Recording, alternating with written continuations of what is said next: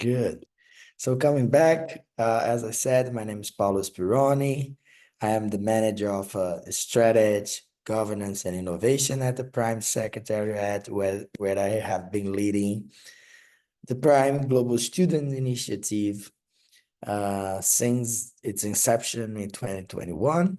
I am a bridge, a facilitator among all the young leaders that have been led the Prime Global Students all over this year, and not only the different regional leaders, we have some faces here today, but also our projects and one of our flagship programs, and definitely one of the most beautiful programs, is the PGS Ambassador Program that we are here today on class 10.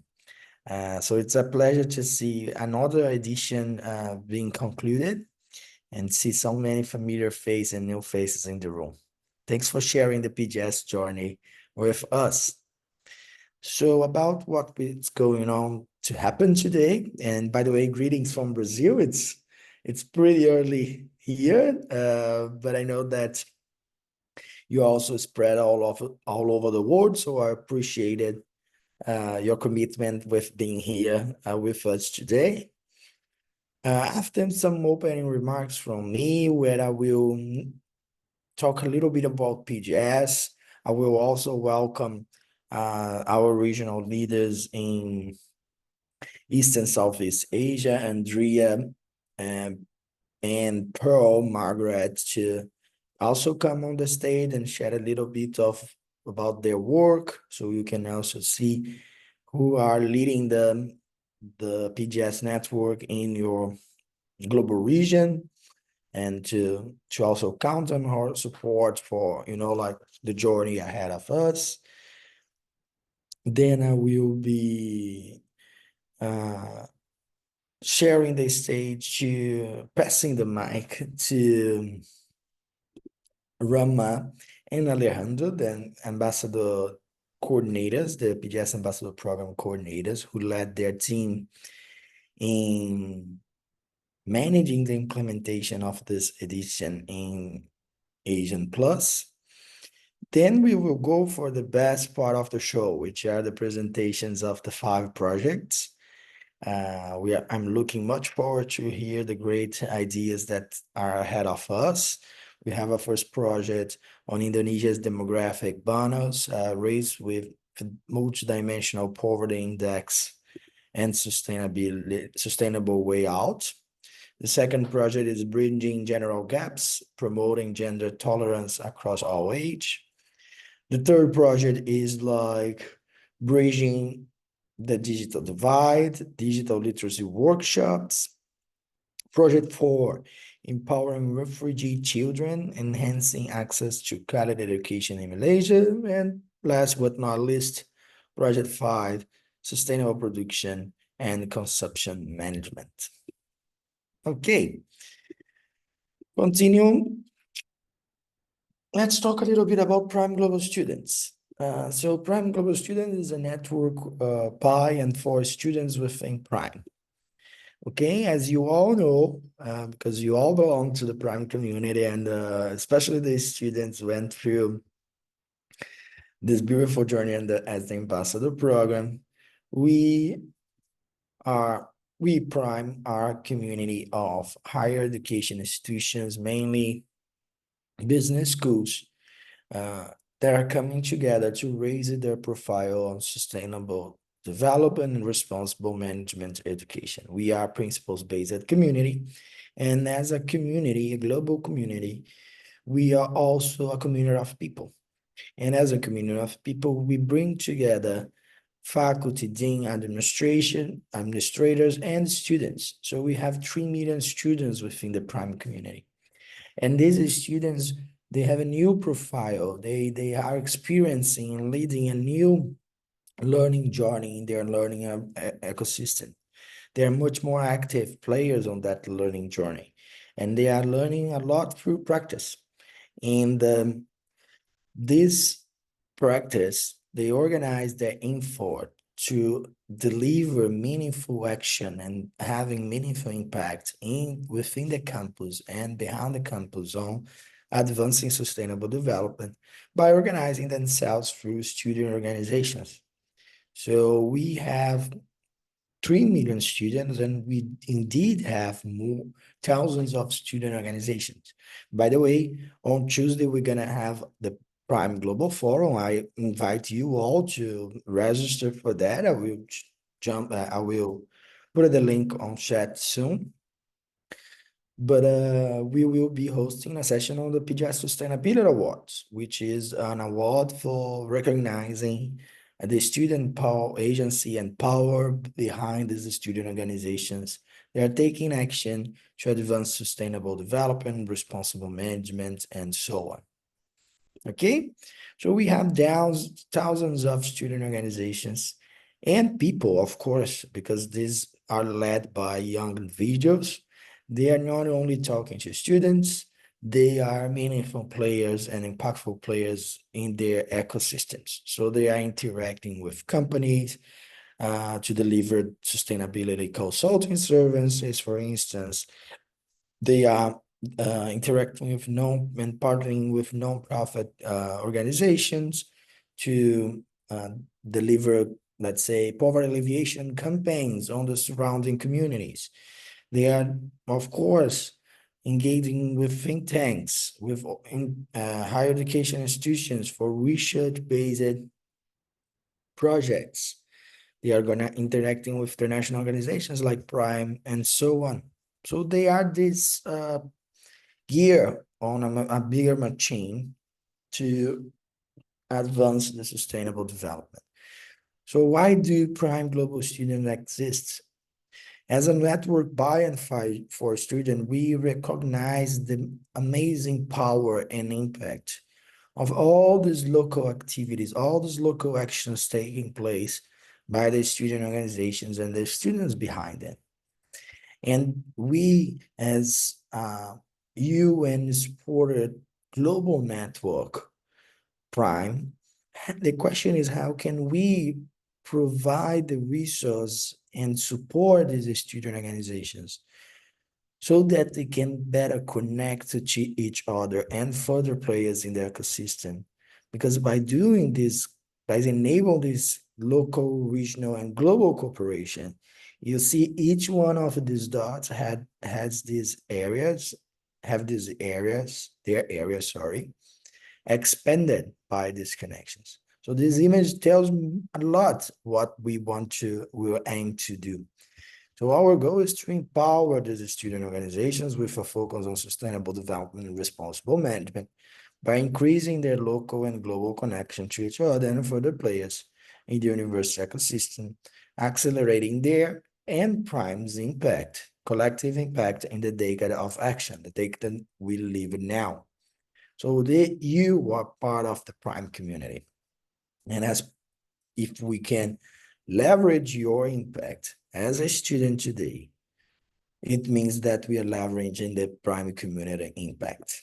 Okay, we do so by 3 pillars: awareness, advocacy, and collective action. Okay, and our infrastructure is composed of mainly 2 components, and it's fully led by students. The first one is the PGS regional leader teams that serve as a bridge between the student organizations and the students within these 9 regions here and our global movement. So by the way, I want now to invite Andrea and Pearl who are the regional leaders in East and Southeast Asia, to just tell us briefly how is their work so they can meet you all, because they will be your bridge for your student agents as an individual or the student organizations you belong to continue that journey with PGS. Andrea, Pearl, Margaret, do you want to jump in and introduce yourselves, please? Yeah, sure. Thanks, Paulo, for the introduction. Hello, everyone. As we have been connected for the past 10 weeks. It's been great to see each and every one of you. Let me introduce myself again. My name is Andrea Teresia. I'm currently on my second term. This is gonna be my last term as the PGS regional leaders, and by this term, I am accompanied by my colleague, Pearl Margaret from Philippines, but me myself from Indonesia. So you can see how each countries in East and Southeast Asia can be appointed as the PGS regional leaders as long as your university is included as our prime signatory members.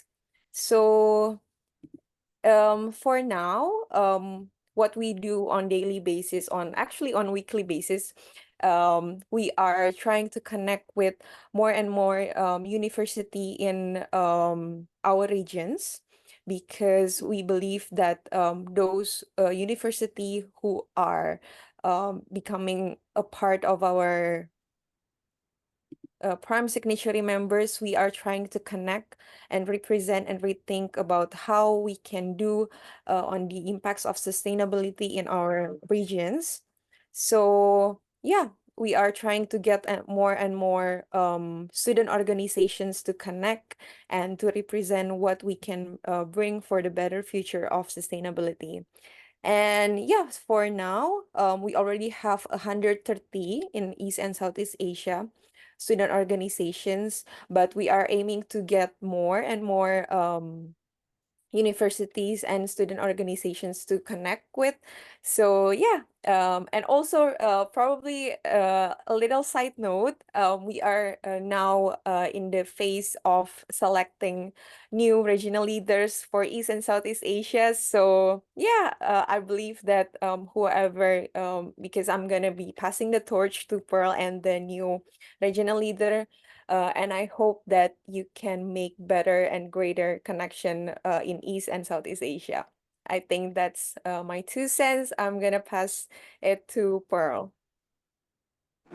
So hi everyone. I am Pearl Margaret Manaig. So I'm from the Philippines. So since Andrea already talked about our daily tasks, I will just promote more the organization. So the UN Prime Global Students Initiative in East and Southeast Asia is not just an educational endeavor, but it is a commitment to a sustainable future by empowering us, the young leaders, with the principles of responsible management, sustainability.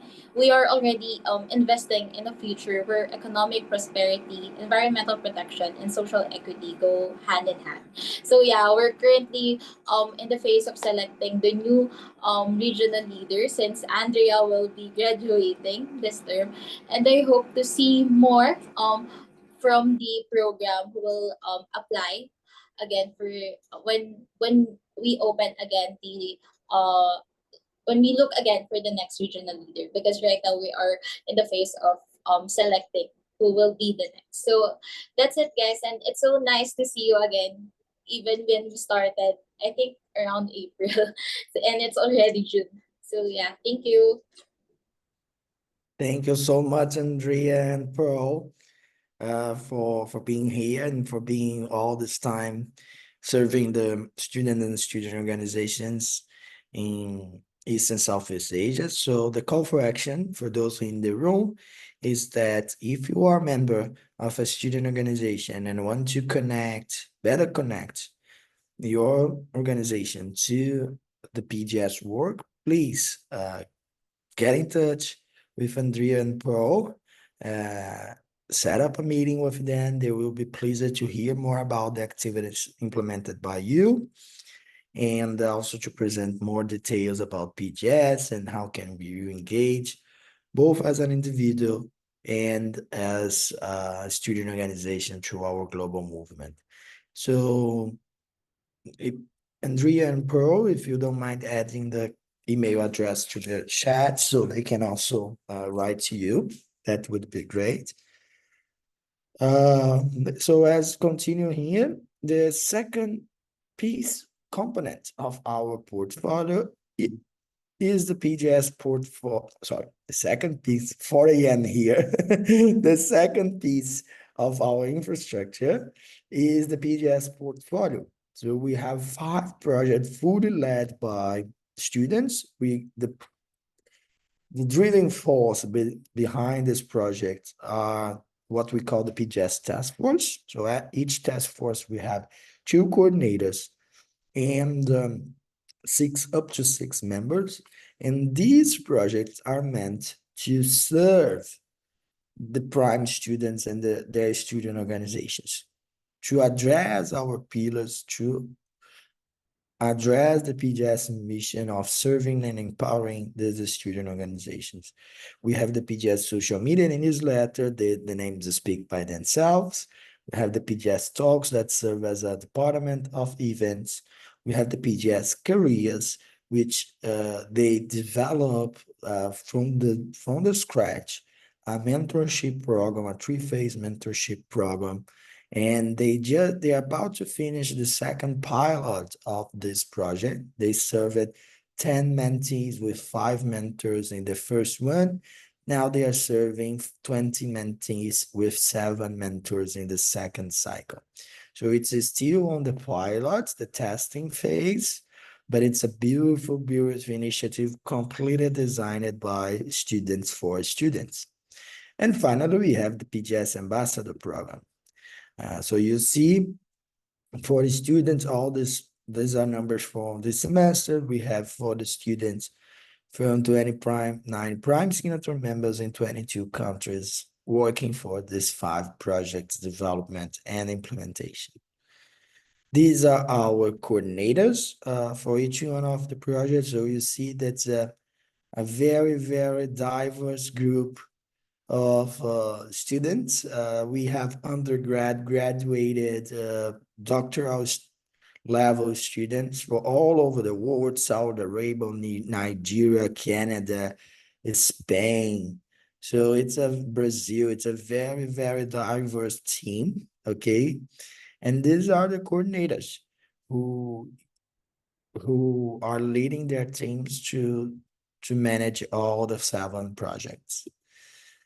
And here is the people, the faces behind the efforts of implementing this edition of the PGS Ambassador Program in ASEAN Plus. The team was led by Rama Al-Shudukri from Saudi Arabia and Alejandro Bravo. So I want, before handing over to Dan to speak, what is the PGS Ambassador Program? How was this edition? Who were the people engaged to make this edition a reality?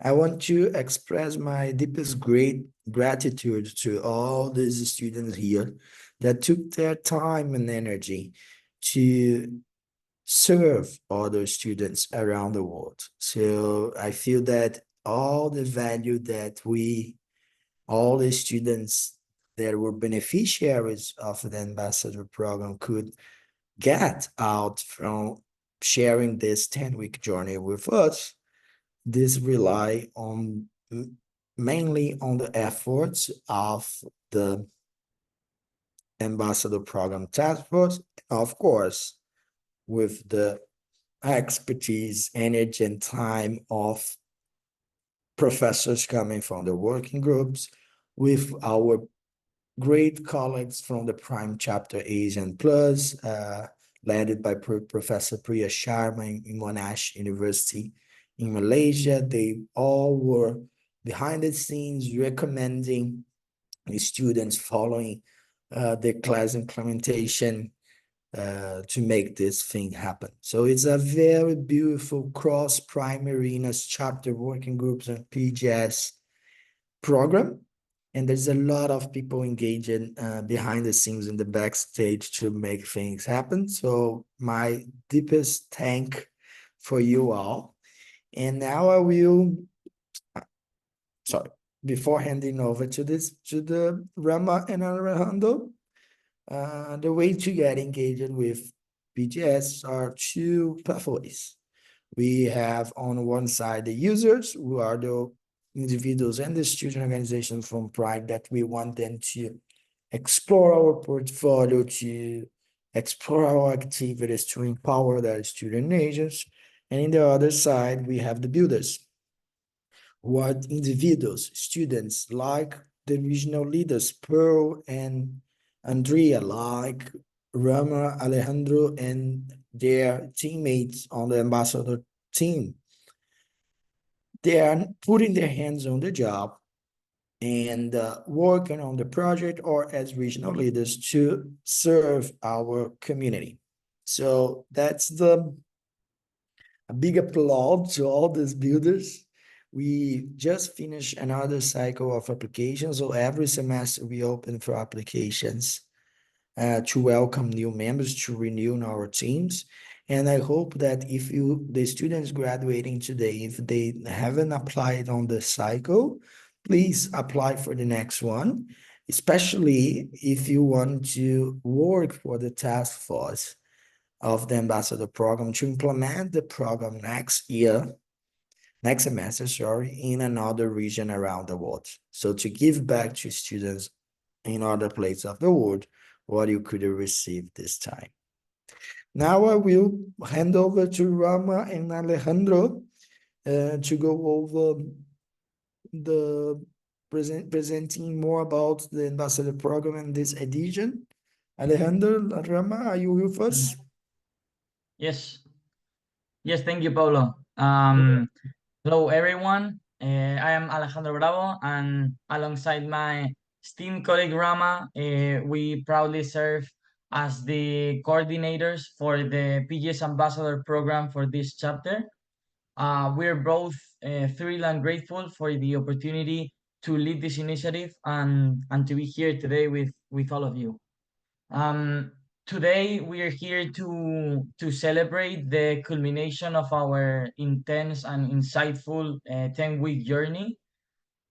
The PGS Ambassador Program is dedicated to educating a diverse group of students on crucial topics of responsible management, sustainability, and the SDGs.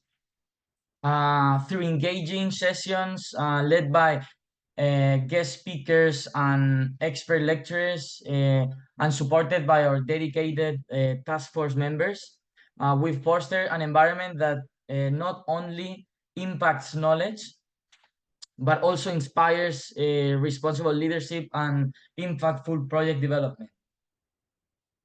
So, Paul, if you could move a couple of slides to show the map, one below.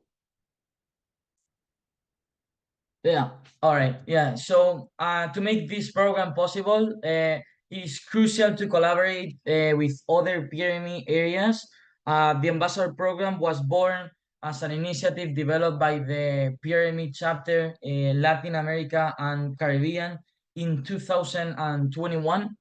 And following this success, the program expanded to a second edition in 2022, fully implemented in France, Belgium, and the Netherlands. And in 2023, 2 editions were delivered in partnership with PRME Chapter DACH in the Dutch region, in the first semester, and in the second semester, the program served students in the Middle East region.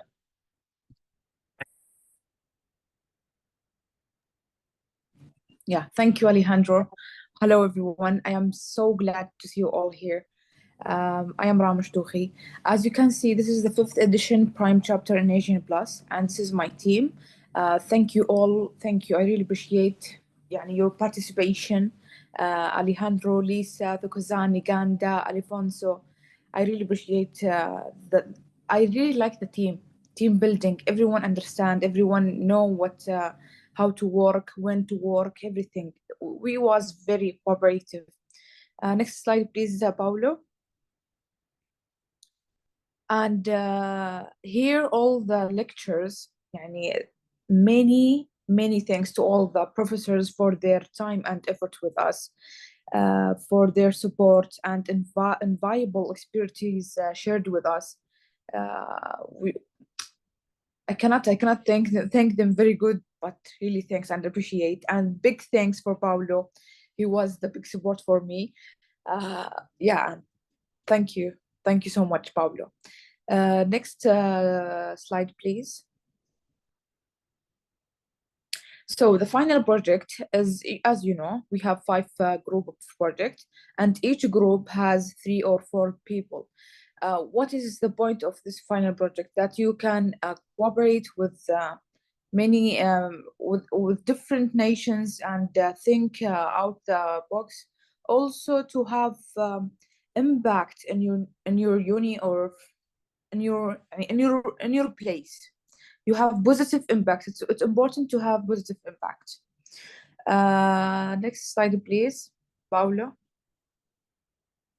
So as you can see here, group number 1, 2, 3, 4, 5.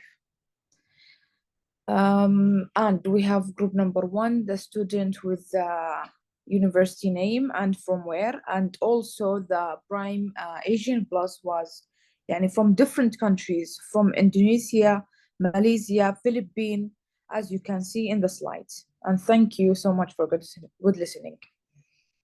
You can take the lead, Paulo.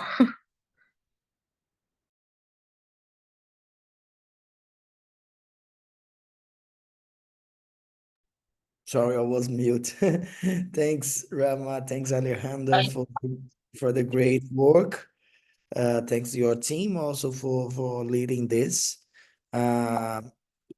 Before we start the final project presentations, I want to leave the floor open for, I'm not sure if we have any one of our professors here on the stage or any representatives from the Prime Chapter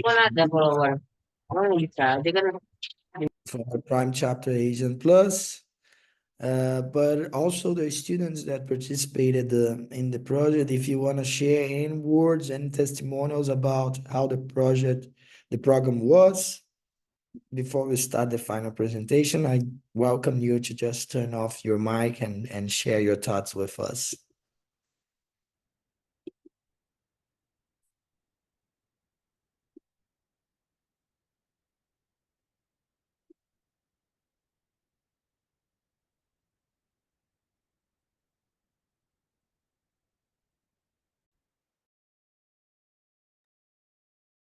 Okay, so let's go. I feel that everybody wants to go to the most tasteful part, which are the final projects. So let me pick up this. I would like, let's start it by group 1, of course, in order, Indonesia's demographic balance, the race with multidimensional poverty index and sustainable way out. We have Muhammad Defa, and I apologize if I mispronounced any names, from the Institute of Technology in Bandung, Indonesia. We have Noah Dua from Kompand University in Thailand. We have my dear colleague Manu, who is the PGS regional leader in South Africa. By the way, we opened the opportunity for some PGS regional leaders around the world to take the advantage of that program to also learn from there. So that's why we have a few guests outside East and Southeast Asia, like Manu from Tsitsiba Business Schools in South Africa, and like Harsh Mehta, the PGS regional leader in Central and South Asia from SPJIMR school in India. So is the team ready? Are you ready for the show? I will stop sharing my screen so you can also share yours. So the floor is yours. Yes, we are ready. Good. Yes, we are ready. Yes, please, go ahead. Okay, I'm going to share my screen first. Wait.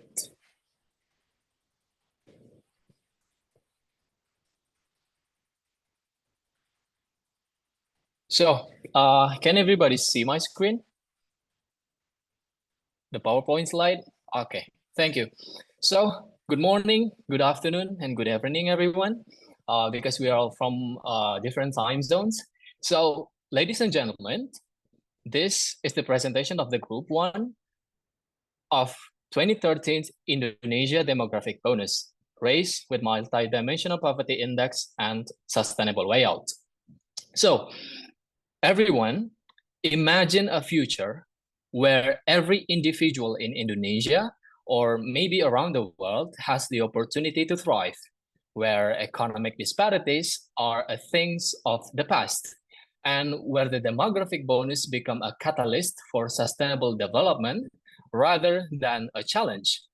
And today, we gather to explore a path forward in achieving this mission, a path that addresses poverty alleviation and harness the potential of Indonesia's demographic bonus. So, over the next 10 minutes, we will delve into the complexities of poverty in Indonesia, also the unique dynamics of the demographic bonus. We're also going to discuss the strategies and initiatives aimed at not only to lifting people out of poverty, but also ensuring that Indonesia maximizes the potential of its youthful population.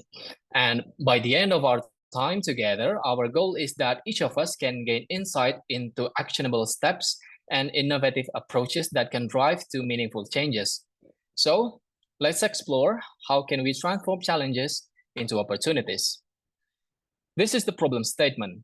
So in this research, we will try to connect how the poverty alleviation plan of Indonesia's government can help the country to overcome the demographic bonus, which will be predicted to reach its peak on year 2030. And the research is going to be used to create an activity-based proposal, because as a youth and educated profile, it is our moral responsibility to amplify these messages.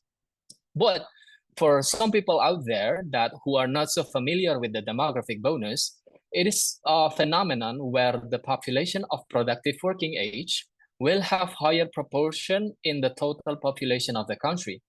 In Indonesia, this number is predicted to be at 64% of total population of 297 million Indonesian people by 2030. So in a nutshell, there will be a greater number of productive age people rather than those who are not on the productive age. In one perspective, many experts call that this is a window of opportunity. Of course, when the surge of population in the working age, they should be on the working age at the time, right? So they can contribute to the society and the economy. But in the other hand, if this phenomenon cannot be harnessed accordingly, this will also pose a threat, where there will be a potential surge of unemployment, increase in poverty, reduced quality of life, and even attract criminal activities, and so on and so on. Thus, we wish to identify this issue by using the multidimensional poverty index, where the root cause of deprived societies were born. Because we believe poverty is not just about money, it's not just about your income, and it's not just about your spending. It's much deeper than that. And to understand this better, we will hear more from Harash with his explanation of the MPI. Thank you. Thank you, Zafa. Multidimensional Poverty Index, MPI, was developed in 2010 by the Human Development Report Office of the UNDP and Oxford Poverty and Human Development Initiative, OPHI. It is primarily used to measure poverty across developing countries, and it was introduced as a replacement to the Human Poverty Index. You would ask me, why was it introduced? It was to understand whether the different countries are on track to achieve the Millennium Development Goals, which are now the SDGs. It was also introduced as a critique to the absolute poverty line approach followed prior, which was more or less a purely monetary approach. It is striking to understand that many groups who may not be income poor may actually be multidimensionally poor, impacted by deprivations like lack of access to basic resources like electricity, sanitation, nutritious food, etc. To ensure that none of these groups are ignored, it is important to come up with a comprehensive measure, and thus arises the need to understand multidimensional poverty index. Therefore, can you go to the next slide? Like you can see on the screen right now, MPI is made up of 10 weighted indicators grouped across 3 dimensions: health and education, health, education, and standard of living. It resembles a stack of deprivations, and the goal is to reduce that stack to zero. The global MPI allows us to see where people are hit the hardest and how to better tackle the drivers of poverty. Now we can clearly see how MPI has broadened the definition of poverty, allowing us to peek into the various dimensions. This also makes us understand that while tackling poverty, we are not only targeting SDG 1, but also working on SDG 3, 4, and 8 as well. Dafa, can you go to the next slide? Here, I would like to highlight some of the advantages of MPI. Like you can clearly see, MPI gives a broader and holistic definition to poverty and also helps us understand its root causes. It also gives a guideline to governments, policymakers, and non-profits to allocate budgets towards tackling the right dimension of poverty. It also allows us to look at poverty reduction claims by certain governments and initiatives which say that a certain section of people have been raised about poverty. Now we can look at those claims with more scrutiny. And finally, it is a rigorous, flexible, and it adopts to various contexts and countries. For example, here you can see on the left-hand side how the government of Thailand has included even financial security as one of the dimensions in their MPI. And on the right-hand side, you can see the government of India has added antenatal care and bank account as one of the indicators for their MPI. So you can see the various advantages of MPI here. I would request my colleague Ida to take it forward. Thank you, Harsh. So next, I'm going to delve to the government strategy for both Indonesia compared with India. The demographic bonus challenge in Indonesia will face in 2040 is a crucial moment to shape the trajectory of its development goals. Hence, in 2045, Indonesia will celebrate 100 years of independence, aiming to achieve maximum progress through the Indonesia IMAS 2045, or its mean 2045 Golden Indonesia Initiative. However, India, in another hand, is the world populous countries according to UNFPA's 2023, so that they also implement a strategic vision called Visit Bharat, mean developed India in 2047. India will celebrate 100 years of independence also, and they aim to achieve these visions to Visit Bharat 2047 initiative. So back to Indonesia, they focus on 8 pillars of development. The first is social transformations. They improving education, healthcare, and social services. Second is the economic transformations. They modernizing the economy for growth and innovations. Third is governance transformations. They enhancing efficiency and transparency in public administrations. The fourth is strengthening legal supremacy, stabilities, and Indonesian leadership. They're ensuring the strong legal framework and national leadership.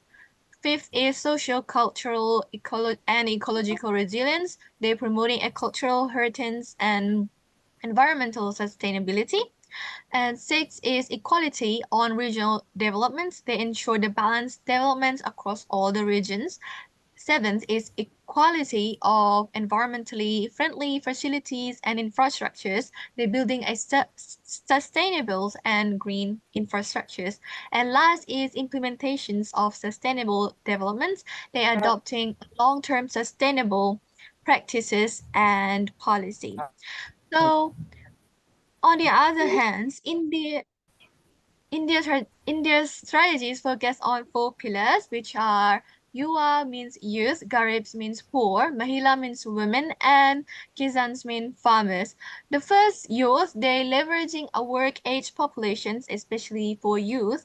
And second, poor, they're ensuring the educations and skill for the poor. The third is women, they're promoting a women's entrepreneurship and job opportunities. Fourth is farmers, they enhance financial inclusions and support for the farmers. So that the bonus for both governments is using the working age population to boost the economic growth and development and improve education, healthcare, and social services for better quality of life.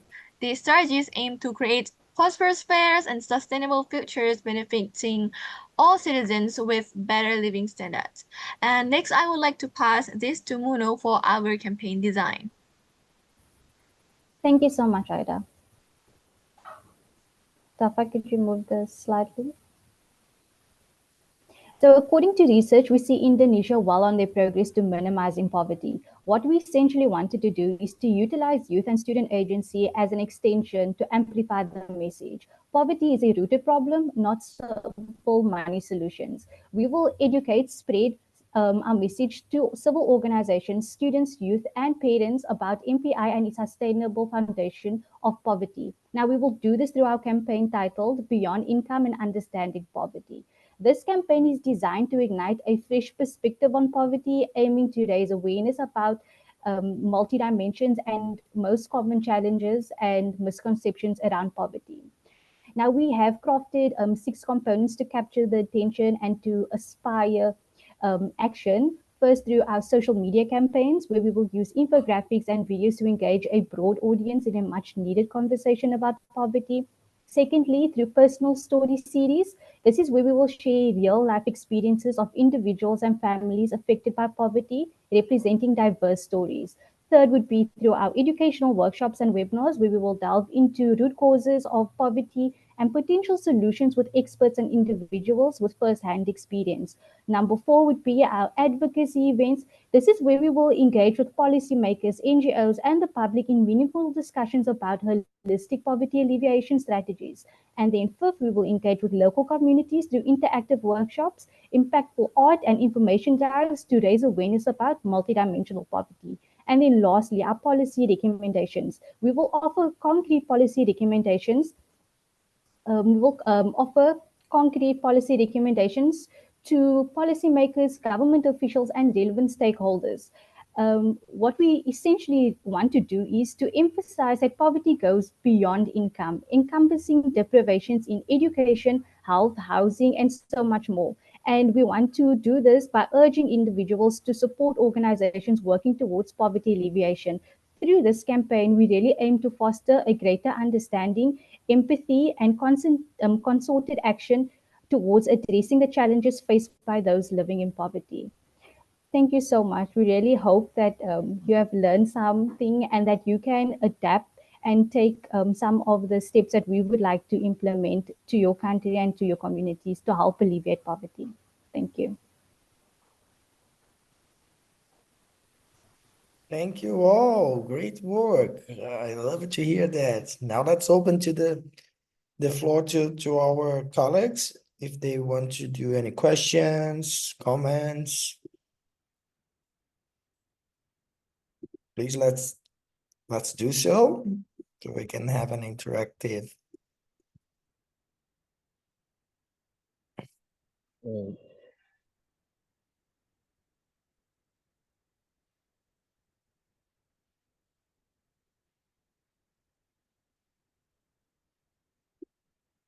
Yeah, done.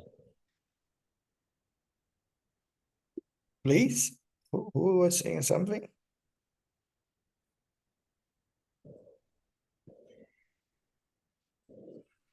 I have a question. Sure. So the group spoke about how they would make policy recommendations so that poverty would be more understood in a more holistic way. What would one of those policy recommendations be, like regarding housing or health? So there's actually a policy that India adapted. I don't know much about it, but maybe my colleague Harsh can speak about it. But these are the type of policies that we would recommend. So we would first look for policies that have worked in other countries so that we can have a foundation. These policies are obviously backed with research. There's statistics that this policies work. So I don't think we would be creating policies from scratch because we are students, and I don't think that a government would just say, okay, we're going to take the word of a student, but we would then use policies that already had like a mind map or a gap to that. Harsh, if you would like to explain the policy that India is currently using to touch on this type of topic. I'm so sorry for throwing you under the bus. No, it's all right. I mean, not particularly about India, but Tukulani, about the overall context that we are presenting is that uh, one of the policies that we were thinking of is that whenever MBA, many of the MBA educational institutions have certain programs which are geared towards training people who are going to work in the non-profit and NGO and in the development sector. So one of the policy recommendations that we thought of is that when you are designing educational programs for particularly geared towards people who are going to work in this sector or even executive MBA programs in general, then they can devise the curriculum in such a way that this particular aspect of MPI and understanding poverty in a holistic sense is considered, which can also include internships, compulsory internships with NGOs who are working in this sector. So these are some of the, it's not fully thought of, but these are some of the ideas that we brainstormed on, which is particularly about policy recommendations. So that is, just one of the things that we can be done to understand MPI in a holistic sense. And secondly, to target it to the exact people who are actually going to work in this sector. Ah, okay. Now I understand. So you want to educate people on how the different dimensions so that they can act in different ways, right? Right. And Yeah. not just Right. focus on income. Ah, okay. Thank you Correct. guys. I thought Correct. it was a great presentation. Your slides were great and you all spoke so confidently and fluently. So thank you. Thank you so much. Thank you.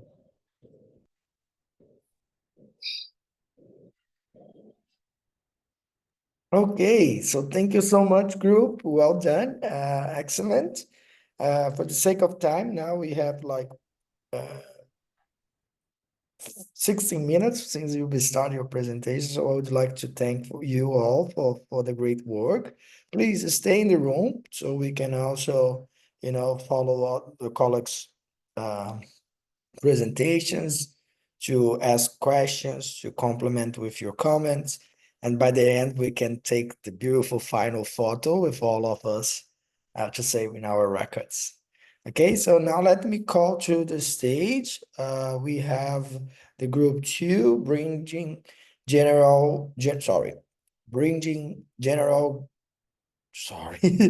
bridging generational gaps, promoting gender tolerance across all age. This is a two people group, Fav Driven Pantaleon, for Dr. Young's College in Philippines, and Audrey Barredo from the University of Asia and the Pacific, also from Philippines. Please, Audrey and Favre, the floor is yours. Feel free to share your screen if you brought slides. Thank you, Paolo. Let me share my screen for our presentation. Okay, can you see my screen, guys? It's coming. Now here we go. Okay, thank you so much. So hi, good evening, good day, everyone. Mabuhay. I am Andre, and together with my partner Draven from the Republic of the Philippines, we are here to present to you our proposed solution to further improve the Sustainable Development Goal number 5 in our country, which is gender equality, which we will specifically focus on LGBTQIA plus community, which is really timely and relevant in nowadays because June is a Pride Month. Okay, now this may not be one of the indicators of the SDGs, but there's still a need to address this issue, especially in the Philippines. Our solution will be entitled Bridging Generational Gap, Promoting Gender Tolerance Across All Ages, as well as we crafted two different projects under this solution. So for our problem statement, let me call in Draven, my partner. Hi, Draven. Hello. Okay. So here we do have two problem statement. First is the generational gap and uh, gender tolerance, or in different generation often hold contrasting views on gender roles and identities, leading to misunderstanding and conflicts. While the second one is the lack of legal protection for the LGBTQIA plus community in the Philippines, wherein there is no specific law that protects the rights of the LGBTQIA plus community. That's why we do have two alternative solutions that instead of forcing them to accept us, we will combat it by giving them enough knowledge and exposure to the community. Okay, thank you for that, Draven. And of course, for our first solution, let me share you this picture of me. This is a picture of me taken when I was given an opportunity to talk about misogyny, which is sexual orientation, gender identity, and expression to a community here in the Philippines. The participants here is a group of people from different generations, aging from 13 years old to up to 60 plus years old. And I saw how this impacted them. In a sense that even if my talk was given around lunchtime, diba? It's not ideal time to give a speech or give a talk or give a lesson during lunchtime. They still listen to me. That's why when me and Driven talk about the possible solution, I brought up the webinar event. So the primary goal of the webinar is to create a platform for each generation to see their different viewpoints from one generation to another. This webinar will also be tackling the possible common problems that each and every generation are facing. And additionally, it will also be an opportunity for everyone to form open dialogue and communication. Well, as a Prime Ambassador, my goal is to create a more inclusive and diverse community, not just in my country, but also in the business world. By adopting this project, it gives the businesses the chance, especially the MSMEs, the opportunity to create a more open and inclusive working environment. And of course, Draven.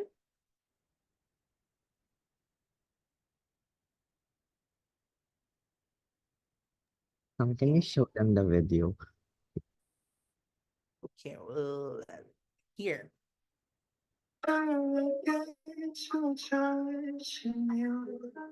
The closer I get to loving you, give it time, just a little more time. We'll be together. Okay.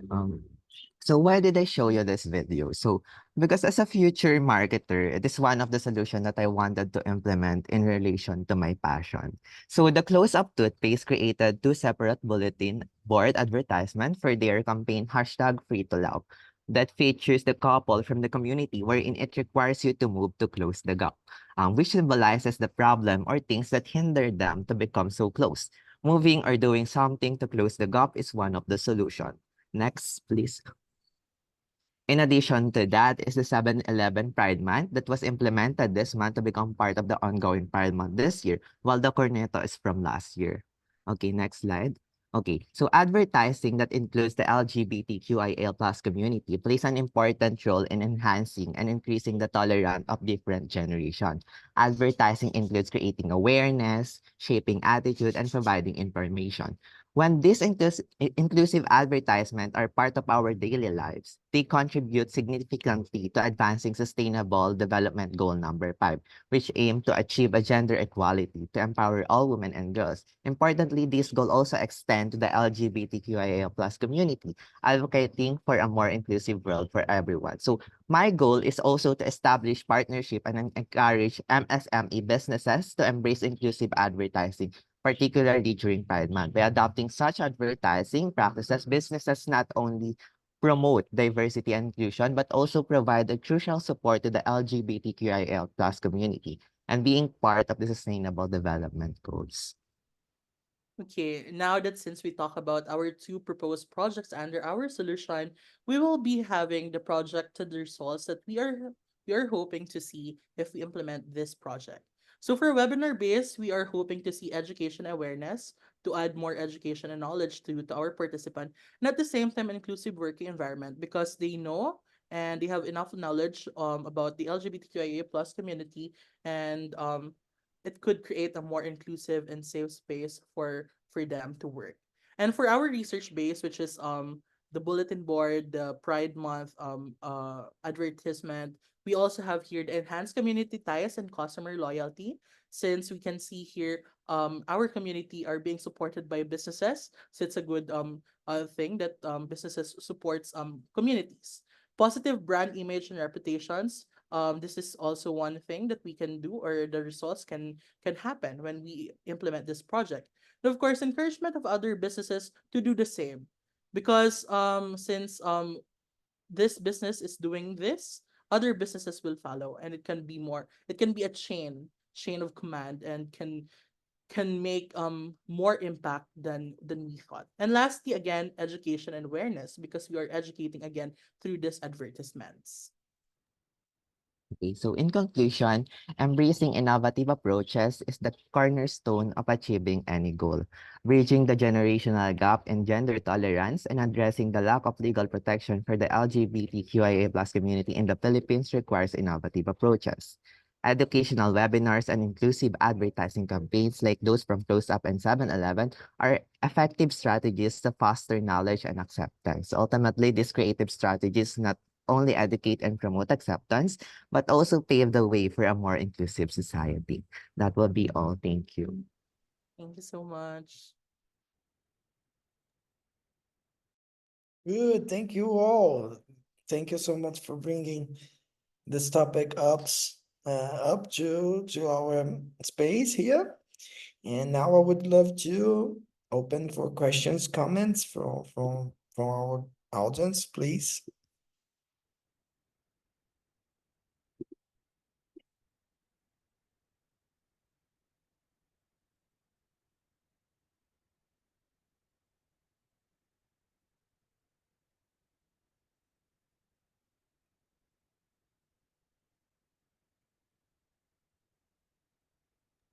Hey, Hi, Andrew. me. Oh, sorry. Sorry. It's okay. You I can go don't have a first.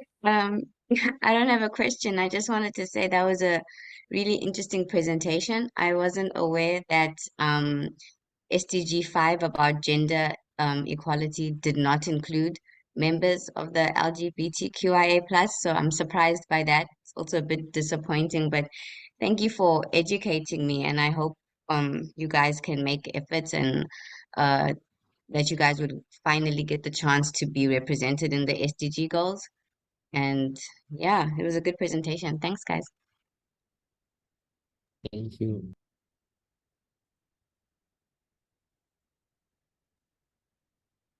Hey, that's a cool presentation, guys.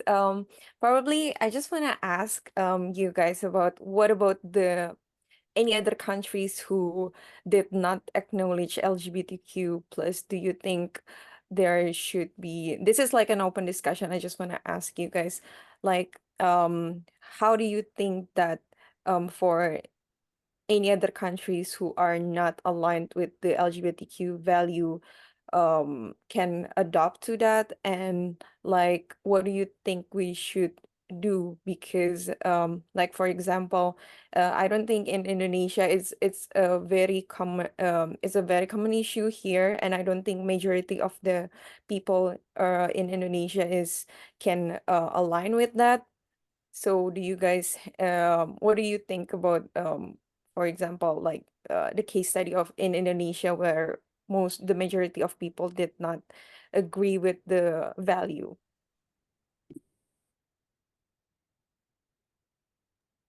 Okay, I think yeah, there are countries that really conservative regarding with this issue. That's why we started in our country, which is the Philippines, and hopefully other ambassadors to other countries in a conservative countries can really adapt this and push this event, because the Philippines is also one of the most conservative countries, especially in LGBTQIA plus community. We have the longest bill here in the Philippines, which is the Soj Equality Bill.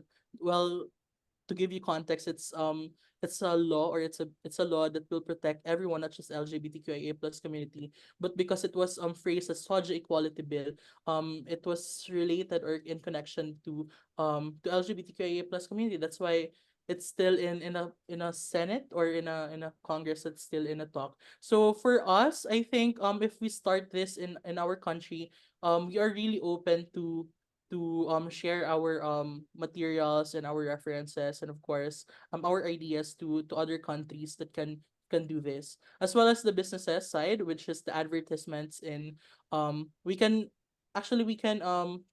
use the advertisement as a marketing for other countries, because businesses can do this, like for example close up. So if they have businesses in the countries that you've mentioned, like Indonesia, or other countries who are conservative, we can implement those marketing strategies as well. even if it's a small even if a small initiative, it will have a bigger impact if we start it. Yeah. Draven, you have anything to add? In addition with that, this is actually just a starting point and not actually starting with a bang. That's why we are targeting MSE businesses first and not those big businesses already. Yeah, I just want to compliment that your assessment is right in terms of how challenges to push the LGBT plus agenda within the United Nations. Due to how there is no sharing ground, because many of countries honestly are conservative around this, but historically it's hard to push. Even as you said, within the gender equality SDG, there is no mention to that, which is something that sounds weird for our generation, right? So I want to bring you that the importance of youth agency, because that agenda has been mainly led by young voices pushing forward that. So one example for in the realm of education where we are, I'm sharing here now on the chat.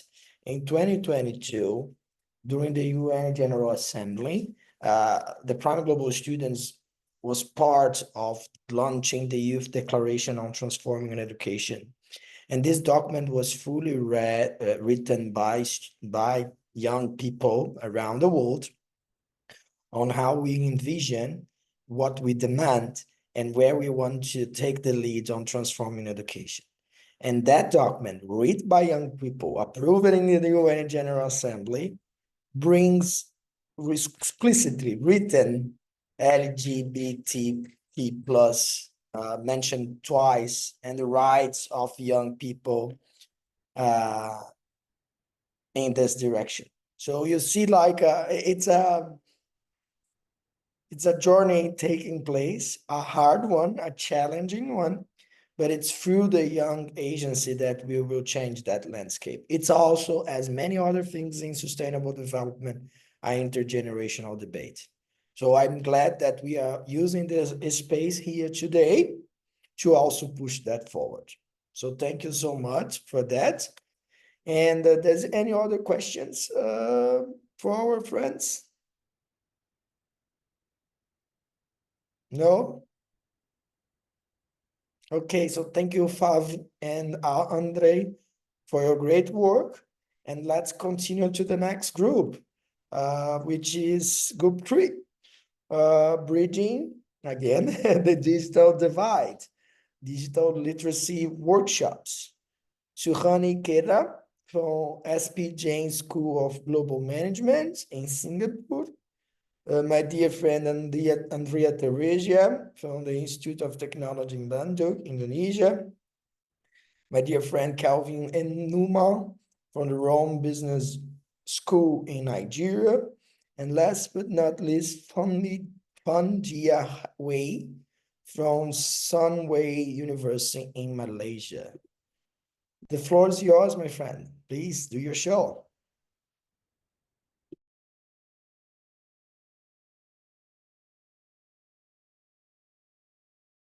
Thanks, Paulo. Let me get my screen done.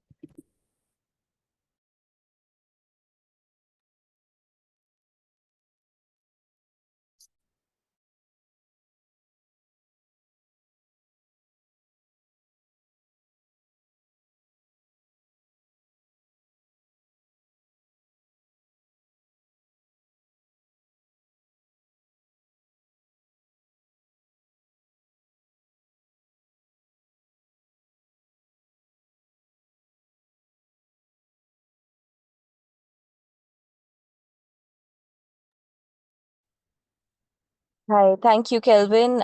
Let's start the presentation if that's okay. Great. So today we're going to be presenting about our particular topic, which is bridging the digital divide using digital literacy workshops. We have picked up this topic because we're all very passionate about education, and we do understand that the way forward and the way out for anyone from a place where they're underserved is education, and literacy is a right for everyone. However, this takes a different step to, understand just as much about how we are currently lacking in terms of sustainability studies. Can we move forward to the next slide, please? Great. So our topic is going to be around the problem statement, where we know for a fact that the Asia Pacific region at this point of time has a couple of gaps in understanding in terms of sustainability at the moment, and I'm going to go ahead and discuss these in further. So why exactly are we considering sustainable education? We're considering it, of course, because of a simple reason that there is a global urgency at this point of time. The world is facing unprecedented challenges. We are currently in the middle of some of the warmest winters, in the Australian region. There's climate changes happening everywhere. There's resource depletion and biodiversity loss. Um, Sustainability in APAC at this point of time is highly diverse because of obviously a bunch of economic development, and there's a lot of cultural backgrounds for each and every location. I'm pretty sure each and every one of us over here connected on this call have various diverse cultural backgrounds that we come from, with each of us having various belief mechanisms, which is what makes sustainability and practicing sustainability a lot more complex in the APAC region, because a lot of people come from various diverse backgrounds. So there is definitely a gap in understanding as to how to integrate these sustainable practices into business, and then thereafter creating certain solutions. The biggest gap, however, remains to be in terms of the awareness, wherein we do talk about sustainability. We talk about how that is great in terms of moving forward. We know that that's the way forward, except we still don't entirely understand. In fact, thanks to our colleagues just before this, we were not even aware that, there are certain exclusions happening out there, and we must, raise our voices to sort of, get past them. So there's a lot of gap in understanding, and I know that connecting with the UNPRME program has educated me a lot more than I was before. However, that becomes a big gap because a lot of students currently studying to become future leaders are going through this gap of awareness. Um, and unfortunately, for better or for worse, there is still certain curriculum integration gaps also. We don't necessarily have sustainability being taught to students at the stage where they are training to become managers and leaders of tomorrow. Hence, the limitation of resources, the limitation of understanding leads to malinformation, and that in turn translates into practices that could have been done differently and more sustainably. Let's move on to the next slide, please. One of the biggest problems that also remain is resource accessibility. There's a lot of lack of accessible comprehensive resources that are very easy to explain, understand, and tailor according to your regional contexts. Naturally, there's language gaps, there's understanding gaps, there's space, there's a lot of other things that leads to a lot of translation in terms of understanding the content. Could we move to the next slide, please? Thank you. So what we're basically trying to do over here is trying to, of course, my colleagues are going to take it further from here, but we are basically trying to create a very strong ecosystem where we are translating all of this information that we would possibly have at this point of time into multifold representatives. So the centers of influence still remain our universities, where we are currently building and training the leaders of tomorrow. So naturally, that becomes the reason why we're targeting universities at this stage. The multiplier effect becomes a lot more pronounced as we're using various ambassadors to train then multiple students around them, and then they go on with their careers and implement a lot of strategies that would create larger tangible impact. Um, Obviously, these are more strategic in terms of engagement because education models are extremely accessible. Now, how are we going to do this is through an AI mod-driven workshop wherein we are basically integrating a bunch of resources which are available to us. We are hoping that a partnership with PRME would be a very, very fitting uh, way to go forward. My colleagues will explain further. But integrating the resources available and creating them into curated AI courses would then in turn create very personalized, paced, and creative solutions in terms of training these leaders of tomorrow onto the rest of my colleagues to take it forward. Hello, everyone. Thank you for the opportunity, and I present to you EduGenie. It simply look at EduGenie as powering sustainability. When we were thinking of what to call this initiative, and simply you could say a catchphrase for EduGenie, we really were cracking our brains and saying, what is one or two words that could basically just capture what exactly EduGenie is. And what that is for us is powering sustainability. And as my colleague Suhani has said, there are a lot of resources. So there are no doubts that, we could have access to resources. The problem here is that, it's not well targeted to, to students studying or interested in sustainability in the APAC region.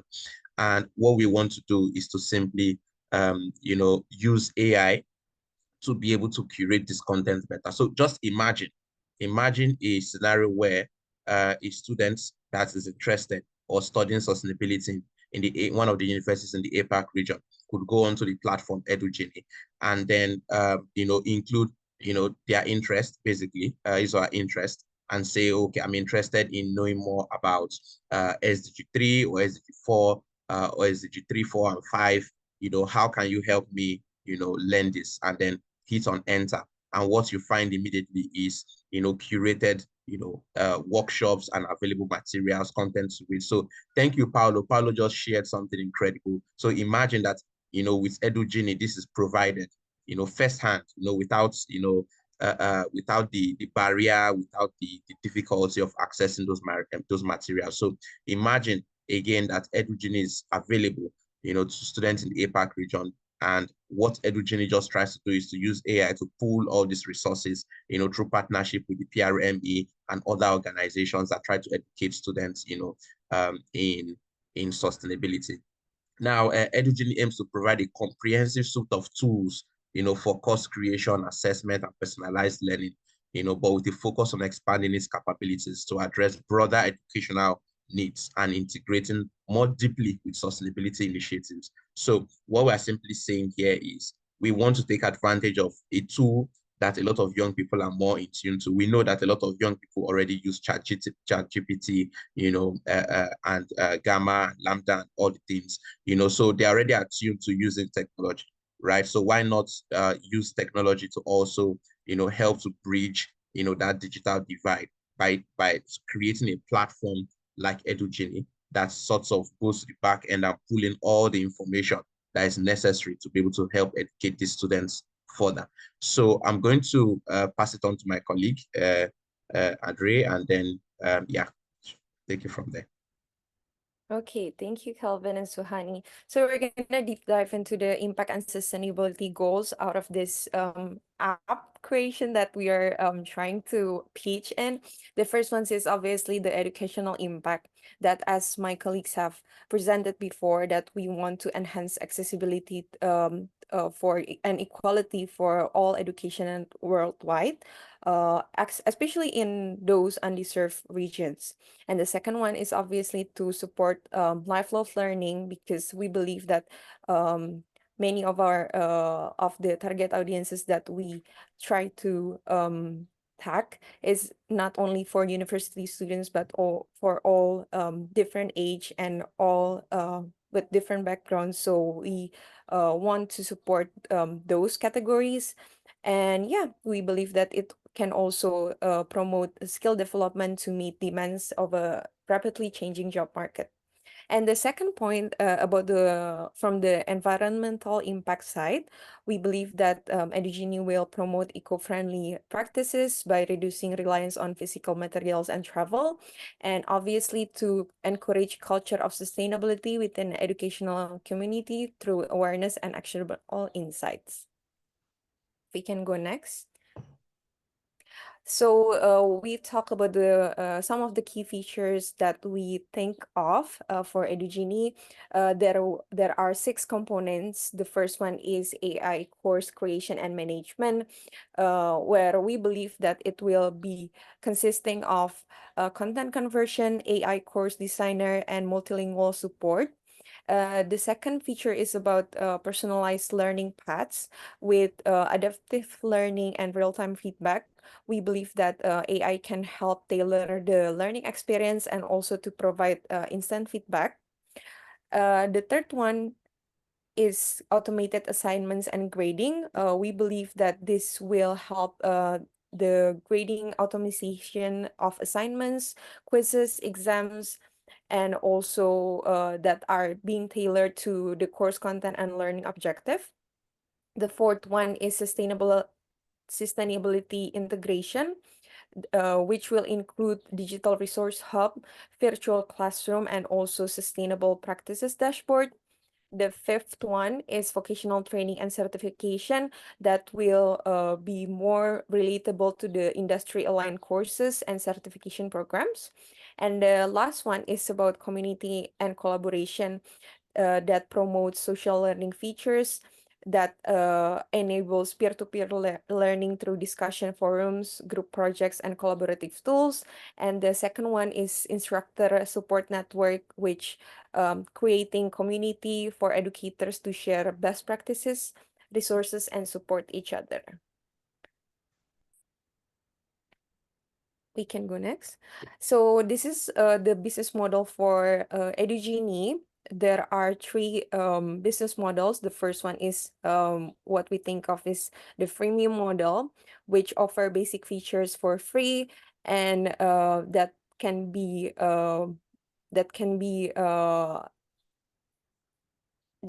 added to a subscription model for those who wants to have more premium contents.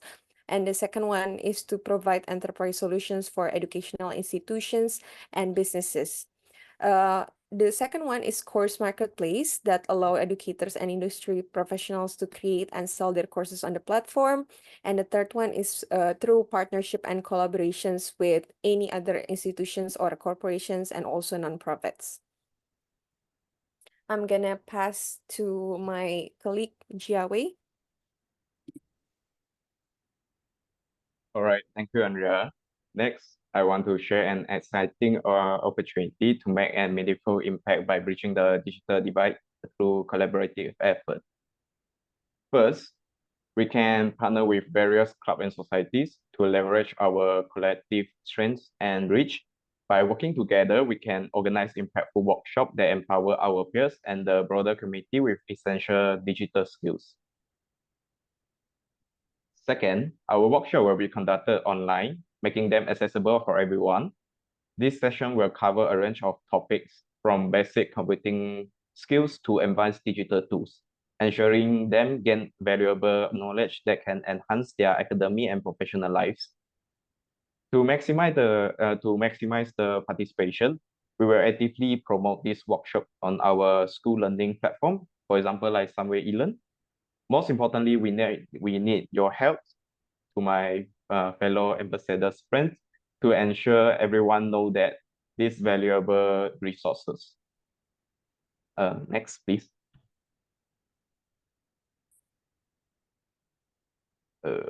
Okay, I think there's some problem with the slides. Okay, it's okay. I'll just, I think it should be on it. Okay, it's going back normal. All right, for conclusion, Edugenie is a revolution of education system by combining AI with sustainability. We stand on these 3 core pillars. First, Our advanced tools for course creation includes AI-powered curriculum development, interactive content generation, and real-time feedback system. Second, we focus on personalized learning through adaptive algorithms, learning analytics, and customized learning path tailored to each student's needs. Finally, we are dedicated to environmental stewardship with eco-friendly digital platform and green education initiatives integrated into our curriculum. Last, EduGenie is more than just an educational tool. It's also a commitment to a sustainable future in education.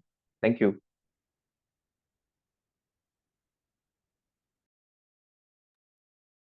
Thank you so much. Thank you so much, you all, for the great presentation. Let's open 2 minutes for questions from the audience.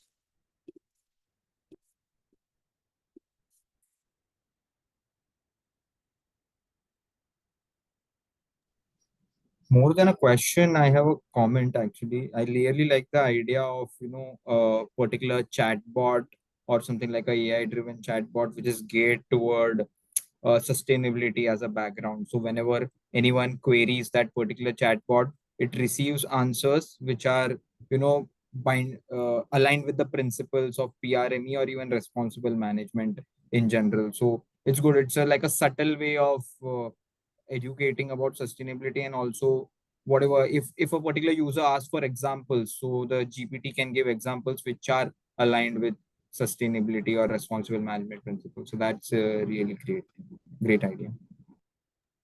Thank you so much, Harsh.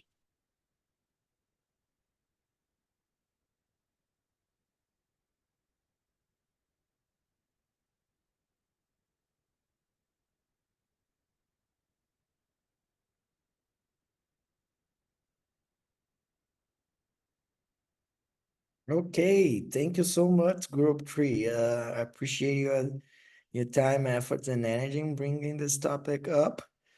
Let's move to Group 4 now, which are the empowering refugee children, enhancing access to quality education in Malaysia, with Diksha, sorry if I'm mispronouncing, Vinisha from Monash University, Nai Chu Mei from Sunway University, also in Malaysia, and Azarel John George Kenneth, also from Sunway University in Malaysia.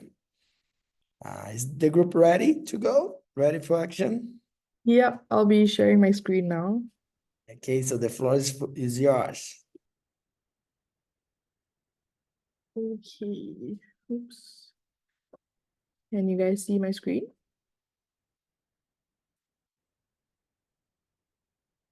It's blank, but we see. Now it went off. Now? Now, here we go. Yes, thank you. Okay, so I So guess I we'll will start. start. Okay, I will start our presentation. Okay, good day to everyone. I'm Chu Mei from Malaysia, and today me and my teammates Azarel and Trisha will be presenting on how we can provide feasible support to improve the current learning environment for refugee children. Our project focuses on SDG 10, reduce inequalities, and SDG 4, quality education. Next slide, please.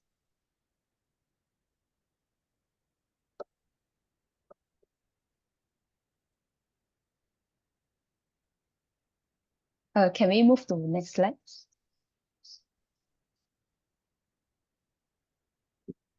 Can you see it?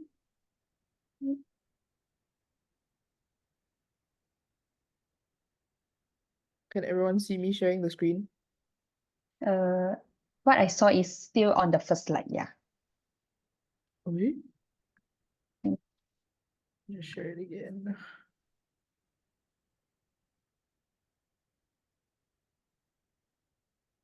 Hold on.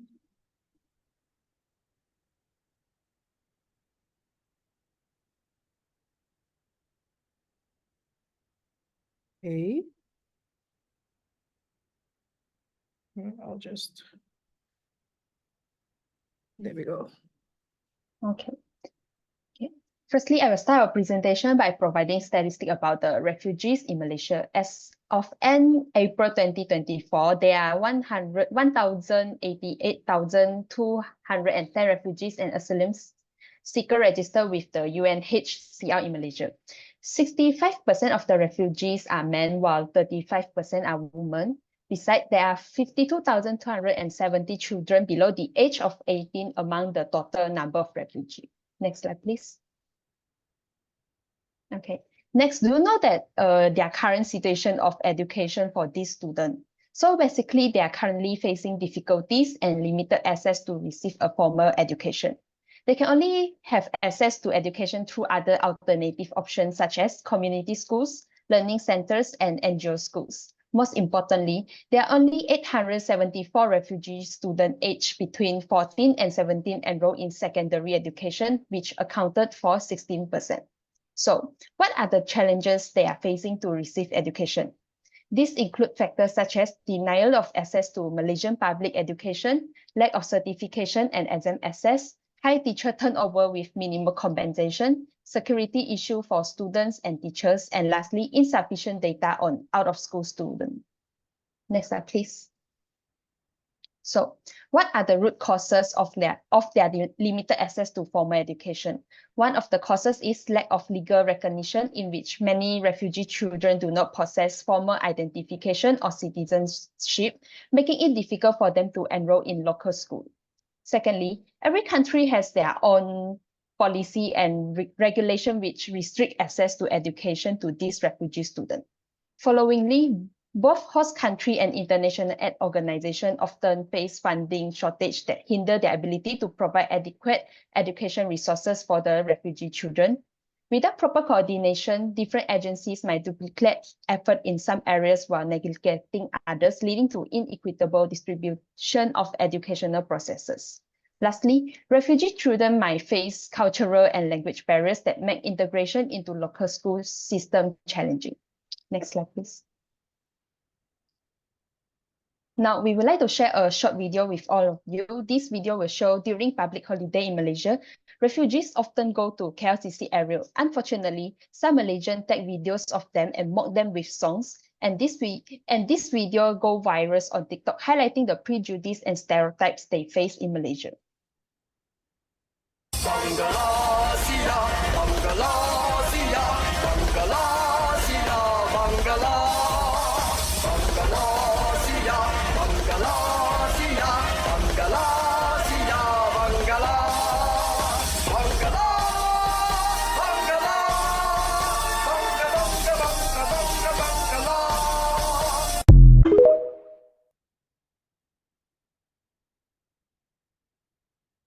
Okay, so I will pass it on to Jusha. Thank you. Thank you, Chumei. So before I move on further, just a little bit more context or a few fun facts about us. So Chumei and Asariel are from Sunway University and I'm from Monash University. We're actually about 5 to 10 minutes walking distance from each other, but sadly we still haven't met each other in real life yet, which we'll soon plan, hopefully. But yeah, because of that, and because we're just, a group of 3 university students that wouldn't really have that much of I guess power in making a really huge difference in kind of making changes in our government. So we thought, why not we start small with within our vicinity when it comes to refugee children. And so we do have a partner. They're actually Living Waters UNHCR Learning Center located in Sunway Mandari. That is I think about 10 minutes drive from both our university. So it is within the vicinity of where we live and where we study. So we thought by starting small, we can actually make a change by making the small differences that we can with our visibility. So with our partner Living Waters, they have refugee children from Rohingya, Indonesia, India, etc. And this learning center is actually managed by Miss Angelina Tay Sian Ling, where they teach or cater to about 80 to 100 students.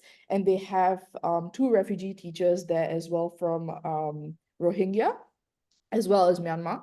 So with that, as we had like further discussions with Miss Angelina, we thought why not we focus on a problem statement that they are currently facing right now, which is the fact that refugee children in Living Waters UNHCR Learning Center, they face a significant barriers to accessing quality education. And through further interviews, through further conversations with them, we kind of focus to 4 target objectives with what we intend to do within the 3 of us and within both our universities that are so close by. So those target objectives would be, the first one is to raise awareness of the situation faced by the refugee children in the learning center, because not many people are aware of the challenges that they are facing. And like Chiume has mentioned before, there's a lot of stereotypes, negative stereotypes, there's a lot of prejudices against refugees that Malaysians, place upon them. So by raising awareness would be our first target objective. Our second target objective would be to reduce the prejudices and stigmas of refugee children in the education sector and refugees in general. The third one would be to gauge what the Malaysian public thinks and know about refugees as the time goes by, hopefully with our implementation or our action implementation. As we go along, we would like to also gauge what the Malaysian public thinks as well, and whether our implementation has kind of impacted them in a way, I would say.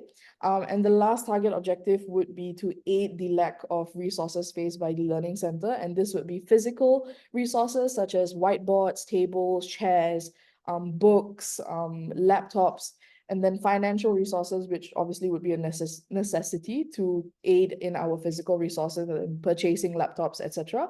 And lastly would be human resources, because they lack in volunteer teachers. They face that as an issue a lot because they only got 2 volunteer teachers and they can't take any off days. If one is ill, there's no replacement. They do get a school of volunteers coming in, but it's very inconsistent. It's very on and off. There is no certainty. So they do face an issue with the teacher volunteers. So with that, what are we gonna do? What are our initiatives between our 2 universities? The first one we would say is educational talks, and it's great, I would say, the fact that Monash and Sunway University are really close by to each other. So in collaboration, we kind of aim to host educational talks on campus, located in both universities, preferably around the time of 20th June. It could be this year or next year or anytime soon, it's fine. The reason why, because 20th June is actually World Refugee Day. So I think that would hold at least a bit more impact and raise more awareness to why 20th June is actually, it holds a lot of value for that day. And with this educational talk, we can invite refugees and other UNHCR experts as speakers and other related actors as well, as guests. In this case, we could also bring in Miss Angelina, who would be so happy to join us on this educational talk as well. And we would love for this educational talk to be held annually. It would create more conversations around the issue, as well as build communities within. And this would help in terms of sharing our goal within the community and reaching an audience that would also be interested in the cause as well. Our second initiative, while we organize the educational talk, we were thinking, because we do have classes like every week, right? Every weekday. We could have the educational talk maybe per se on a Monday, and then for the rest of the week, we could have a fundraising bazaar where it could go on for a 1-week period, and there would be merchants, activities that could be selling food and beverages, crafts made by the refugees themselves, informative nonprofit booths regarding refugees, volunteer opportunities, and a donation box as well. And there could also be other engaging activities, including workshops. And the proceedings collected or the funds raised from the bazaar would be directed towards the Living Waters UNHCR Learning Center. And this we would say that it's the main fundraising method. So even if people are not aware of the issue, even if they don't attend the educational talk, they could still contribute to the change. Next, I'll pass it on to Asaril, who will be talking about our last initiative. Hi, so the next thing we would do is the social media campaign. We chose Instagram because around 77% of Instagram users in Malaysia use Instagram. We chose this because of its visual nature. So we find that people find the content to be more comprehensible, and it would boost engagement. This social media campaign would be run for about 3 months prior to all the talks and bazaars. So we would post stuff like carousel posts and quizzes and information, and basically just updates on what we are planning to do. We would use Instagram as our main mode of communication. For our Instagram, we want to gain about 2,000 followers, and we would also make videos which we would post on our YouTube channel, and we hope to gain about 30,000 views from there. So we would now talk about our stakeholders. The key stakeholders, they are Monash and Sunway University, because this is where the programs and the talks would be held physically.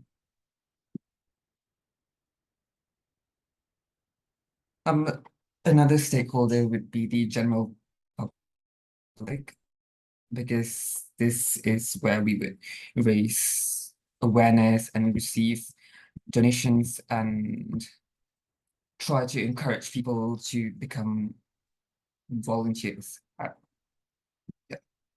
as the teachers. The next stakeholder is the refugee children and parents. They are the stakeholders because they are the main victims of the social prejudice, and they lack political representation. Another stakeholder would be the UNHCR Learning Center, because they can provide informal education to the refugee children that do not have the means to formal education. And through us, they would provide financial donations and also teacher volunteers. To conclude, why we believe this campaign would be successful, because Canada, they had a similar campaign which was carried out successfully. They used workshops and the talks and fundraisers, and they also had a similar goal. It's called Save the Children Canada. Yes, and that's all. Yes.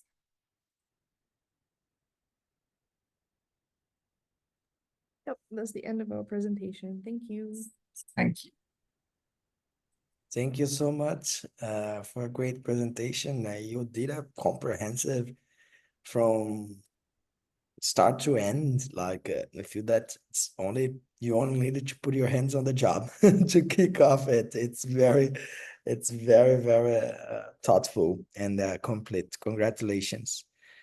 Please, questions, comments from our colleagues in the room? Well, I just have one comment.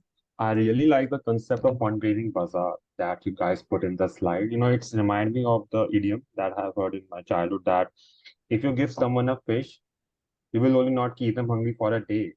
But if you teach them to fish, they will not go hungry for a lifetime. And that's, I really believe that the key to empowerment is to make them self-sustainable. And that is solution that you have put. That was really, motivating and inspiring for us. Thank you for that. Thank you.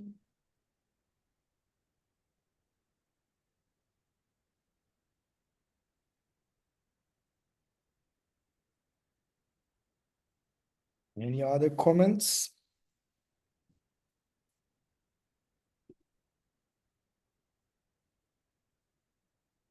Okay, so thank you so much for your great presentation. Well done. And now let's move to the last but not least group 5, Sustainable Production and Consumption Management. CI Khadan Ramadanu from Andalas University in Indonesia. Shang Zhang from Global Institute of Management in India. Samita, our colleague, I'm not sure if Samita is with us today, but she's also the regional leader in Africa from Strathmore University in Kenya. And Kiana Bu from Monash University in Malaysia. So the floor is yours, team. All right, thank you, Paulo. Hello, everyone. We are Group 5, and we understand that this is a large presentation and you all must be a bit tired. So I just request you to please provide us your attention for a few more minutes. We will make sure to keep it interesting and keep you guys occupied with us. Okay, so our project is focused around on SDG 12, that is responsible consumption and production. So what we have done, we have touched the aspects of SDG 12, and we have also prepared a small case study for the textile waste evolution or management in Indonesia. So if you remember, like, if you look at like few years back, around 10 to 20 years back, the products that we used to get in day-to-day life, they were really sturdy, right? They can even use for years and they will still function well. I mean, the first washing machine that we had in our house that it nearly worked for 10 years. You know, it could have worked for a few years more had it not been for me. But now what happens is the products that we're getting, they're not built to last long. So what the companies are doing that they're producing more. They have an overproduction is there, and the consumption is not on that level that can remove those products from circulation. And even though those products are getting removed, they're not getting recycled enough, or they're not getting recycled. So that's getting a lot of burden on our environment. So that's why we have SDG that help us to focus that we produce that what is needed, and also what has been produced that is used back or recycled into something meaningful. Next slide, please. These are the group members. We have Kiana, Samita, and myself and Shadan. Next slide. This is a list of content that we're touching upon today. Next slide. Okay. As I discussed that while we were discussing, and thanks to all the classes that we took in under PGS Ambassador Program, we identified that people don't really understand the small consequences or the even large consequences of the overproduction or improper consumption of the day-to-day life product that they have. For example, there are very important economic concepts like circular economy, green economy, blue economy that people don't understand, which eventually lead to overproduction, waste, and even environmental harm when they're not properly degraded. There has been educational gap due to which people are not adopt or they're not able to understand the need of the sustainable practice that is needed. And eventually, there is irresponsible consumption and overproduction, which exert immense pressure on natural resources, which not only drains our earth of them, but also contaminates. So what we do need that we need not only we need to educate people about these economic concepts, we also need to involve the local communities. Because as we understand, as we will look forward in the case study, we identified that, okay, that this main issue can only be handled if there's a local involvement of the communities. And we have to empower them with the latest technology and sustainable practice so that we can combat this issue. Next slide. Okay, just a touch up on this economic concept that we're talking about, circular economy. Basically, circular economy is aimed at using the products either by repairing them or either recycling them and using the components again. Green economy is mainly aims towards sustainable development that the products that we're manufacturing, they should not harm environment, or the waste that they are producing, which could potentially harm our environment, they should be recycled back or contained securely. Blue economy mainly focus on our ocean. As you know, our oceans are also again becoming a vast source of pollution there. Even in the depths, there has been evidence that microplastics have been found in sea creatures as deep as more than 1,000 meters as well. So we need to focus on that as well. Next slide. Okay, these are some of the brands that actively work on on the concept of SDG 12. For example, we have Theli brand that's from India. You will amazed to know that what they do is that they take plastic bags and they actually turn them into sneakers. There's a whole video online which you can see it, you will understand how they utilize plastic bags and how they, use everything. Even the glue that they use, that's vegan and that has been touted to not cause any environmental harm. Same is for different, there are some popular brand like Adidas is there, HP is there. Pela is another fantastic brand that creates phone cases from, biodegradable plant fibers. Body Shop is I think, Body Shop is a cosmetic brand that banks on the ethical practices that involve by locally sourcing the ingredients. Ocean Well focuses on the how to sustainably produce drinkable water from ocean. And Mud Jeans again focus on how the clothing that they mainly jeans. They have a different interesting program that they actually take back jeans or they can also lease jeans. And they I think have a lifetime free repair jeans program so that even if your jeans get torn and everything, they will repair it for free. Next slide. These are just an overview that how they do it. As you can see, the Tele use plastic bags, Patagonia make durable outdoor gear, Adidas use recycled material. Even I think Nike launched they launched a series of shoes that were based on the recycled plastic from oceans. Next slide. So this was all about that, what the different aspects of SDG 12 and how we need to focus on them. Next is a case study, and I will request my teammates to take over with it. Thank you. Okay, so from the main issue of the lack of awareness and education in circular, green, and blue economic concepts, we narrowed our problem down to focus on textile waste in Indonesia. And we know that these economic concepts all tie into waste and proper waste management and how to reintegrate that into our societies. So this concerns everything from the consumer level up to a business level, which we know impact entire industries and economic sectors. And we see these in the statistics I'll share. Annually, Indonesia produces around 2.3 million tons of textile waste, and this is mostly due to textile factories that are polluting the environment. And at a consumer level, the average consumer throws away around 10 kg worth of textiles every year. And this can be attributed to increased consumerism and also the lack of awareness, where people are choosing to buy clothing that are easy to obtain and get rid of, that they will then replace again, and the whole cycle repeats itself. There's also environmental impacts, where in Indonesia, there's a huge informal recycling sector. And on the side of the screen, we see that informal recycling sectors basically mean that there's the improper handling and disposal of any type of waste due to the lack of infrastructure or government regulations. So there's no proper sites and just the everyday people take them in, or they get disposed of in landfills. Now, a lot of textiles these days contain synthetic fibers, which also lead to microplastic pollution in the soil and groundwater. And there's also chemicals that are used during production, such as dyes and bleaches, that also become released as they decompose. And during the decomposing process in landfills, this releases greenhouse gases like methane, and this contributes to climate change as well as some health hazards. Next slide, please. So here we see the Citarum River in West Java, which is one of the world's most polluted rivers.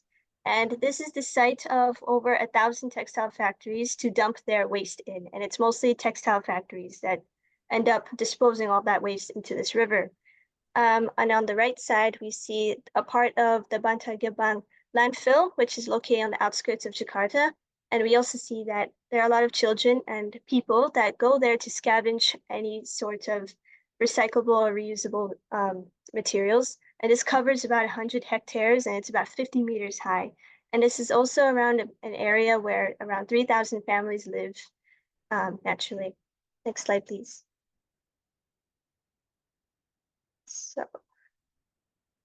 So our purpose of this project is our vision, which is to increase the awareness of the global community where we come from, but here we're focusing on Indonesia, and how they can manage the production and consumption of waste and to reduce that amount. And this all pertains to SDG 12 because we aim in advocating the responsible consumption and production to reduce the textile waste, the pollution that comes out of it, and also to support sustainable development, and as well as the communities that are affected. So now I'll hand it to Shadan to look at how we're going to do this.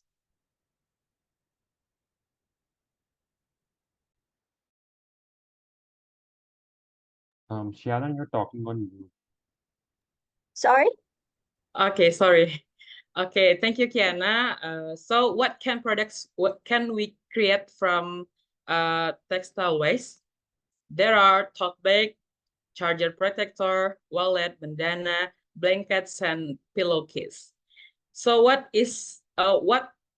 value proportion about our business when reducing used material or textile waste, thereby reducing the amount of waste that ends up in final landfills, to encouraging the reuse of materials that are still suitable for use, 3, combining function and aesthetic in one resulting product, 4, reducing carbon emission, 5, purchasing while learning about the importance of sustainable product, and 6, opening job opportunities for local community. So what key resource for our business? 1, human resource like raw material owner and technical labor. 2, tangible resources like leftover and used clothes. 3, intangible resource like brand and reputation. What about key partner? Who is the key partner on our business? First, production and operational partner is large convention, investor, and West Bank. 2, marketing partner like campus, government, community, influencer, social media, and event organizer. 3, distribution partner like marketplace, Shopee, Lazada, Tokopedia, handicraft and souvenir shop, government, and campus. So what about key activities? 1, research, analysis, and business planning. 2, procurement of tools, materials, and production technology. 3, implementation of the production process. 4, product promotion. 5, quality and inventory management. 6, collaboration with various distributors. 7, custom marketing via social media. And channel is social media platform, website, billboard, influencer marketing, and online waste paper or magazines. Now, who is the customer? 1, by geographic, is geographical entire Indonesia and international society. 2, tourists and people who live in West Sumatra, especially in Padang City. By demographic, 1, people aged 15 to 55 years from various backgrounds, 2, men and women. By psychological, 1, individual environment lover who are aware of environmental sustainability, 2, individual who want to use products from recycled materials, and 3, individual who want to buy unique items made from locally based craft.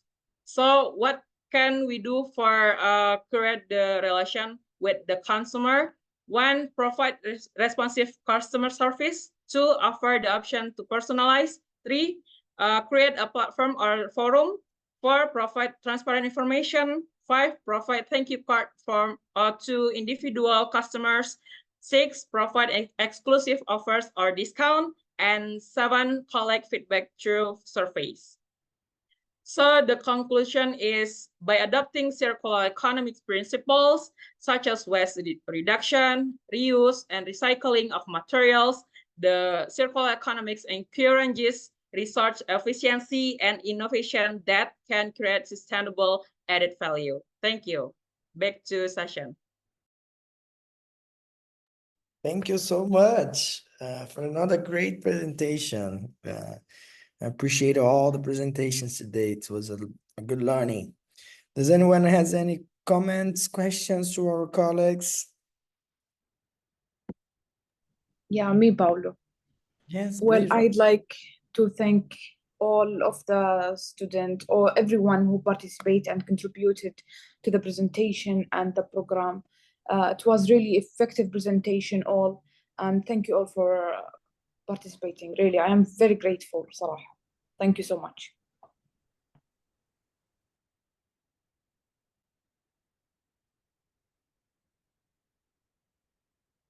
Any other comments? I see a lot of applause emojis around. Yeah, one comment, Paulo. I mean, thank you to the team for showing us the actual examples and specifically telling us particular brands in different countries who are operating on these principles.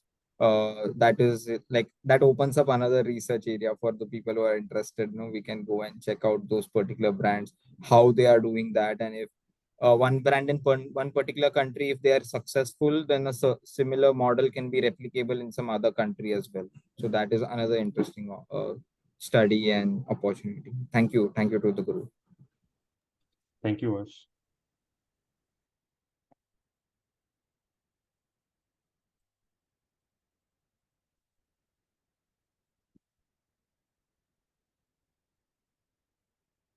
Okay, good. We are reaching the end of another successful PGS Ambassador cycle. I want to thank again Rama, Alejandro, all the task force members who were on the backstage making everything possible. I see. And I also thank the professors who share their time, knowledge with us. And last but not least, thank you all for walking through this and sharing this journey with us.